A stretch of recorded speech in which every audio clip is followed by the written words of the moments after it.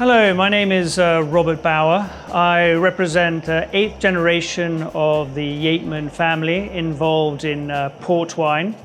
And today I want to do a short video on how to open your vintage port using the traditional tongs.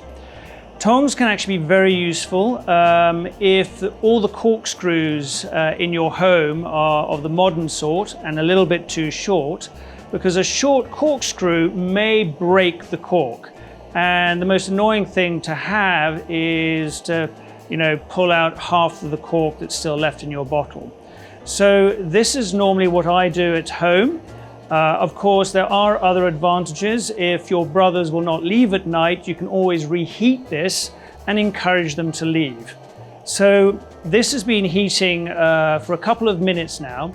Normally I wait until the tongs are red hot because you really want the heat to transfer to the bottle.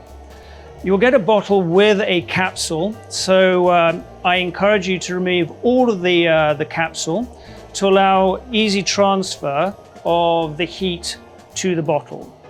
So this is now hot enough, so I'm going to turn off the bunsen burner and hold the tongs just below the cork.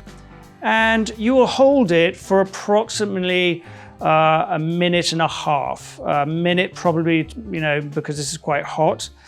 And this is just to give the glass time to heat up. Now, when all of your guests are watching you, you'll find that Stephen Hawking's perceptions of time go out of the window. 30 seconds will feel like a minute and a half. And then when you try to cool the glass, you'll find that it doesn't break. So I normally actually have a watch here that I can use to count down a minute and a half, or I have someone in the background to wave at me when it's a minute, and then I will cool it with cold water. Now you can either use a cold, wet cloth and just touch the glass, or what I'm going to use is a shaving brush to put a little bit of cold water around the neck of the glass to make it crack. So it's a minute and a half, so I'm going to put down the tongs. I'm going to and for a little bit of show, I'm just going to show you how quick it is. That is how fast it can happen. So now what I will do is I will pour a little bit of cold water just to dampen a cloth a little bit, and then just hold it on the glass just to give it a little bit of time to cool down before you're going to decant it.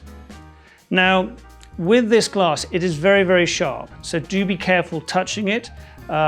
This is a clean break, so there will not be any shards of glass in your port, thankfully. But as you can see, there is no problem with the cork breaking up, and this is the perfect way to open your vintage port.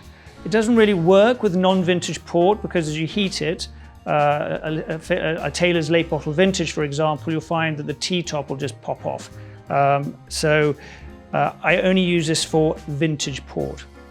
So funneling with a little bit of a filter here or gauze. If you don't have a gauze, use cheesecloth and double it over once or twice, put it over your decanter, and then decant. And this is a young vintage, so it doesn't really need decanting. This will really start to be important with a vintage port that is older than 10 years. Around that 10-year point, you start to get small bits of sediment forming, and it's very important that you decant your vintage port. As it gets to 20 years old, you get these large clumps and it becomes actually much easier to decant. But there's no harm in doing this for the Taylor's Vintage 2017, as it of course will give it a little bit of aeration.